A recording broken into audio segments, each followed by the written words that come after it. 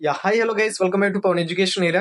Guys, EAMCET exam రాసిన ప్రతి ఒక్క స్టూడెంట్ బ్రెయిన్ లో వచ్చేసి కౌన్సిలింగ్ ఇంకా ఎప్పుడు అయిపోతుంది అండ్ ఇంజనీరింగ్ లో జాయిన్ అయ్యి బీటెక్ లైఫ్ 4 years ఎంజాయ్ చేద్దామని చాలా మంది ఇప్పుడు ఎంసెట్ రాసిన ప్రతి ఒక్క స్టూడెంట్ బ్రెయిన్ లో అయితే ఇదే రన్ అవుతుంది అనమాట. సో అనుకోవడంలో తప్పైతే లేదు, కానీ ఒక ఇంజనీరింగ్ కాలేజ్ చూస్ చేసుకోవడం ఎంత ఇంపార్టెంటే గైస్.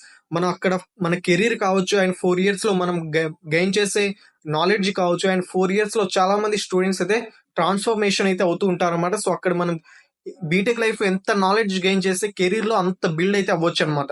అందుకనే ఒక కాలేజ్ ఇవన్నీ కాలేజీని చూస్ చేసుకోవడం మీద డిపెండ్ అయితే ఉంటుంది. సో మనం నాలెడ్జ్ గెయిన్ చేయడం కావచ్చు, మన కెరీర్ కావచ్చు, ఇవన్నీ కాలేజ్ మీద డిపెండ్ అయి ఉంటుంది. కాబట్టి ఒక కాలేజీని చూస్ చేసుకోవడం ఇక్కడ చాలా మేజర్ ఇష్యూ. అందుకని ఈ వీడియోలో వచ్చేసి యాజ్ ఏ ఇంజనీరింగ్ స్టూడెంట్ గా అసలు ఇంజనీరింగ్ కాలేజ్ లో ఏం చూసి జాయిన్ అవ్వాలి, 5 criteria గురించి అయితే చెప్తాను అనమాట. ఈ 5 criteria సెలెక్ట్ చేసుకుని ఒక కాలేజ్ ని మీరు కానీ చూస్ చేసుకుంటే మాత్రం మీ కెరీర్ కావచ్చు, అక్కడ మీరు 4 years లో గెయిన్ చేసే నాలెడ్జ్ కావచ్చు, చాలా బాగుంటుంది అనమాట.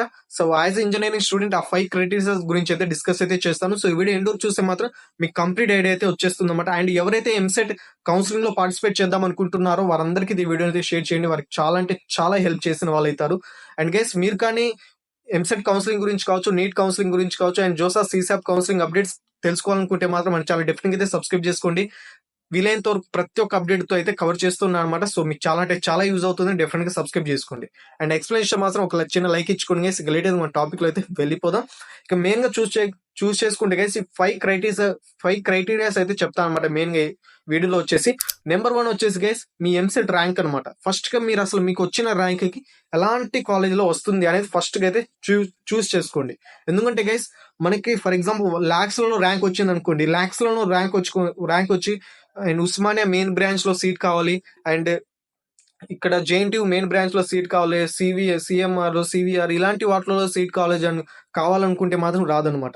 సో మనకి ఎంత ర్యాంక్ వచ్చింది ఆ ర్యాంక్ కి ఎలాంటి కాలేజీలో సీట్ వస్తుంది అంటే టాప్ 5 కాలేజెస్ వస్తుందా, టాప్ 3 లో వస్తుందా, టాప్ 10 లో వస్తుందా, టాప్ 20, టాప్ 30, టాప్ 50, సో ఇలా ఉంటాయి కదా. So A number of colleges లో సీట్ వస్తుంది అనేది ఒకసారి చూస్ చేసుకోండి. తర్వాత గైస్ నెంబర్ 2 వచ్చేసి సో కాలేజ్ ఇన్ఫ్రాస్ట్రక్చర్ ఫెసిలిటీస్ అనమాట. సో ఇక్కడ ఇది చాలా ఇంపార్టెంట్ గైస్, ఎందుకంటే ప్రతి ఒక్క కాలేజెస్ లలో ఒకటే సిలబస్, జేఎన్టీయూ సిలబస్ ఉంటుంది. ఉస్మానియా తప్ప ఉస్మానియా సిలబస్ ఉంటుంది. బట్ జేఎన్టీయూ దాదాపు తెలంగాణలో ఎక్కువ వచ్చేసి జేఎన్టీయూ అఫిలియేటెడ్ కాలేజెస్ ఉంటాయి అనమాట. So JNTU affiliated colleges JNTU syllabus మాత్రమే ఉంటుంది.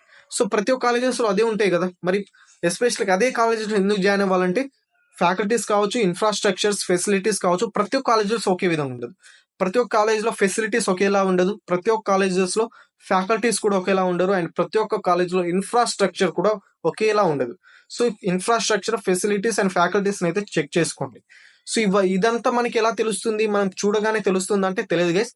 ఎవరైతే ఫర్ ఎగ్జాంపుల్ కాలేజీని చూస్ చేసుకునే ముందు ఆ కాలేజ్ లో 4th year వాళ్ళు కావచ్చు అండ్ 3rd year వాళ్ళ స్టూడెంట్స్ అయితే వాళ్ళ కన్సల్ట్ అయితే మనం చాలా ఓపెన్ గా చెప్పిస్తారు అనమాట. ఫ్యాకల్టీస్ ఎలా ఉంటారు, అసలు ఎంత నాలెడ్జిబుల్ గా ఉంటారు అండ్ ఫెసిలిటీస్ ఏ విధంగా ఉంటాయి అండ్ ఇన్ఫ్రాస్ట్రక్చర్ ఏ విధంగా ఉంటుంది, కరిక్యులం ఏ విధంగా ఉంటుంది అనేది వాళ్ళకి అడిగితే మాత్రం క్లియర్ గా అయితే ఓపెన్ గా చెప్పేస్తారు. అప్పుడే మీకు అయితే ఒక ఐడియా వచ్చేస్తుంది ఆ కాలేజ్ లో జాయిన్ అవ్వాలా అవ్వద్దు అనేది. ఓకేనా గైస్. అండ్ ఇంకోటి విషయానికి వస్తే గైస్ ప్లేస్మెంట్ రికార్డ్స్ అనమాట. ఇది వచ్చేసి అక్కడ కాలేజ్ లో ఉన్న స్టూడెంట్స్ కి అడగాల్సిన అవసరం లేదు. ఈ మధ్య నెట్ లో కూడా అవైలబుల్ గా ఉందన్నమాట. నెట్ లో వెళ్ళి కూడా సెర్చ్ చేసుకోవచ్చు.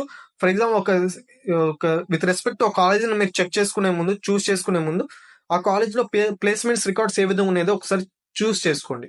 ఎందుకంటే కేస్ ప్లేస్మెంట్స్ ఇన్ కేస్ మంచిగా ఉండి సో నెంబర్ ఆఫ్ స్టూడెంట్స్ కి ప్లేస్మెంట్స్ కంపెనీ ఆఫర్ చేస్తున్నప్పుడు ఇన్ కేస్ ఎక్కువ మందికి ప్లేస్మెంట్స్ వస్తుందంటే ఇన్ ద సెన్స్ ఆ కాలేజ్ మంచిగా ఉన్నప్పుడే వస్తుంది అండ్ కాలేజ్ లో మంచి ఫ్యాకల్టీ మెంబర్స్, ఇన్ఫ్రాస్ట్రక్చర్ ఫెసిలిటీస్ ఇవన్నీ మంచి ప్రొవైడ్ చేస్తే మాత్రమే ఒక స్టూడెంట్ కి నాలెడ్జ్ అయితే గెయిన్ అవుతుంది. సో అప్పుడే కదా కంపెనీస్ కూడా ఆఫర్ చేసేది.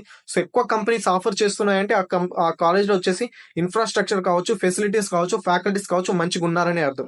సో ఒకసారి ప్లేస్మెంట్స్ రికార్డ్స్ కూడా చెక్ చేసుకోండి. అండ్ ఇంకోటి చూసుకుంటే గైస్ ఫీజ్ స్ట్రక్చర్ అనమాట. ఇదైతే చాలా అంటే చాలా ఇంపార్టెంట్ గైస్. ఎందుకంటే ప్రతి ఒక్క కాలేజ్ లో ఫీ అయితే ఒకే విధంగా అయితే ఉండదు.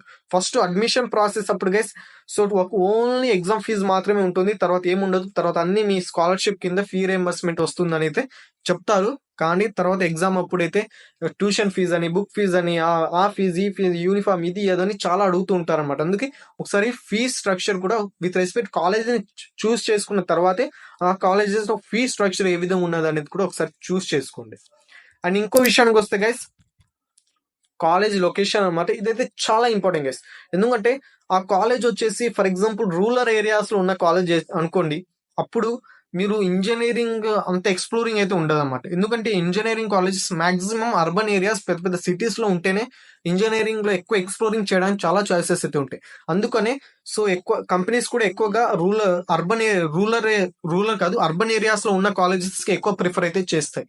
అండ్ పెద్ద పెద్ద సిటీస్ లో ఉన్న కాలేజెస్ కి మాత్రమే డైరెక్ట్ గా టాప్ కంపెనీస్ అయితే అక్కడ వచ్చి వెంటనే ప్లేస్మెంట్స్ ఇవ్వడం అయితే జరుగుతుంది. అదే కానీ ఏదో రూరల్ ఏరియాస్ లో ఉన్న కాలేజెస్ ని చూస్ చేసుకుంటే మాత్రం చాలా ఎక్స్‌ప్లోరింగ్ అయితే చేయలేరు అనమాట. అందుకని చెప్తున్నాను. సో ఎక్కువగా టాప్ సిటీస్ లో ఉన్న కాలేజెస్ ని చూస్ చేసుకోవడానికి ప్రయత్నించండి. ఇంకోటి చూసుకుంటే గైస్, మనం ఇన్ఫ్రాస్ట్రక్చర్ ఆల్రెడీ చెప్పాను కదా. సో ఇంకోటి చూసుకుంటే స్పెషలైజేషన్, మనం చూస్ చేసుకునే బ్రాంచ్, ఇది అయితే చాలా అంటే చాలా ఇంపార్టెంట్. ప్రజెంట్ ట్రెండింగ్ అయితే సాఫ్ట్వేర్ ఇండస్ట్రీ అంటే సిఎస్సి కంప్యూటర్ సైన్స్ చాలా ట్రెండింగ్ లో ఉంది. ఇంకా అందులో artificial data, machine learning and cyber security, data science ఇలాంటివి అయితే ఇంకా ట్రెండింగ్ లో అయితే ఉన్నాయి. సో ప్రజెంట్ ట్రెండింగ్ లో అయితే అవి ఉన్నాయి. కానీ ఫ్యూచర్ లో ట్రెండింగ్ ఏమి ఉండబోతుంది అనేది కూడా ఒకసారి ఆలోచించండి. ఎక్కువ మ్యానుఫ్యాక్చరింగ్ కావచ్చు అండ్ ఇంకా కెపాసిటర్స్ కావచ్చు అండ్ మ్యానుఫ్యాక్చరింగ్ వాటికి ఎక్కువ స్కోప్ అయితే ఉంటుంది. సో ఫ్యూచర్ లో ఉన్న స్కోప్ కి ఎక్కువ చూస్ చేసుకుంటారా, లేదా ప్రజెంట్ ఏం ట్రెండింగ్ లో ఉందో అదే చూస్ చేసుకుంటారా అనేది మీకే వదిలిస్తున్నాను. సో ప్రజెంట్ ట్రెండింగ్ అయితే సాఫ్ట్వేర్ ఫీల్డ్ అయితే ఎక్కువ ఉంది. సో ప్రజెంట్ చూస్ చేసుకుంటే మాత్రం సాఫ్ట్వేర్ అయితే చూస్ చేసుకోండి. మీరు కానీ ఫ్యూచర్ లో కూడా బిల్డ్ ఎక్కువ చేయాలి అండ్ ఎక్కువ స్టార్ట్అప్స్ లాంటి ఐడియాస్ ఉంటే మాత్రం ఎక్కువ మ్యానుఫ్యాక్చరింగ్ కంపెనీస్ కి అయితే ఎక్కువ చూసుకోండి, చెక్ చేసుకోండి. అంటే లైక్ మెకానికల్ కావచ్చు, కెమికల్ కావచ్చు, వేరే అదర్ బ్రాంచెస్ అనమాట. వీటికి కూడా చాలా స్కోప్ ఉంటుంది ఫ్యూచర్ లో. సో వీటికి కూడా ఒకసారి చెక్ చేసుకోండి గైస్, కెరీర్ ఏ విధంగా ఉంటుంది అనేది. సో ఇవన్నీ ఎందుకు చెప్తున్నా అంటే గైస్, ఎందుకంటే వెబ్ ఆప్షన్ ఎంసెట్ లో వెబ్ ఆప్షన్స్ పెట్టిన తర్వాత, ఇవన్నీ పెట్టేసిన తర్వాత మళ్ళీ వెబ్ ఆప్షన్ లో ఎడిటింగ్ ఆప్షన్ ఏమి ఉండదు అనమాట. అందుకని చెప్తున్నాను, ముందే ఒకసారి ఆలోచించి ఏ కాలేజెస్ పెట్టుకోవాలి, ఎలాంటి కాలేజెస్ పెట్టుకోవాలి, ఏ బ్రాంచెస్ పెట్టుకోవాలి అనేది ముందే ఆలోచించండి. ఎందుకంటే తర్వాత మళ్ళీ ఎడిటింగ్ ఆప్షన్ ఉండదు కాబట్టి మళ్ళీ మీకు నచ్చని బ్రాంచ్ చేసి నచ్చని కాలేజెస్ లో బీటెక్ చేసి మళ్ళీ మీరు 1 year స్పాయిల్ అవ్వడం కన్నా ముందే జాగ్రత్తగా ఎలాంటి కాలేజ్ లో జాయిన్ అవ్వాలనేది తెలుసుకుంటే బెటర్. మీకు కానీ కౌన్సిలింగ్ ప్రాసెస్ గురించి సపరేట్ గా మెంటర్షిప్ టైప్ లో మీకు సపరేట్ గైడెన్స్ కావాలనుకుంటే మాత్రం కింద డిస్క్రిప్షన్ లో అయితే ఇన్స్టాగ్రామ్ లో అయితే లింక్ అయితే ఇవ్వడం అయితే జరుగుతుంది. అక్కడ నుండి ఫాలో అయితే మాత్రం అక్కడ నుండి మెసేజ్ చేస్తే మా టీం అయితే మీతో కాంటాక్ట్ అవ్వడం జరుగుతుంది. సో అక్కడ నుండి మీరైతే కౌన్సిలింగ్ ప్రాసెస్ గురించి గైడెన్స్ అయితే పొందొచ్చు అనమాట. అండ్ గైస్, నా ఎక్స్ప్లెనేషన్ వస్తే మాత్రం ఒక చిన్న లైక్ ఇచ్చుకోండి. అండ్ ఎవరైతే ఎంసెట్ కౌన్సిలింగ్ పార్టిసిపేట్ చేద్దాం అనుకుంటున్నారో వారందరికీ ఈ వీడియోని అయితే షేర్ చేయండి. వాళ్ళకి చాలా అంటే చాలా యూజ్ అవుతుంది. మరి thanks for watching this video guys. Have a nice day. జై హింద్ ఫర్ జయ.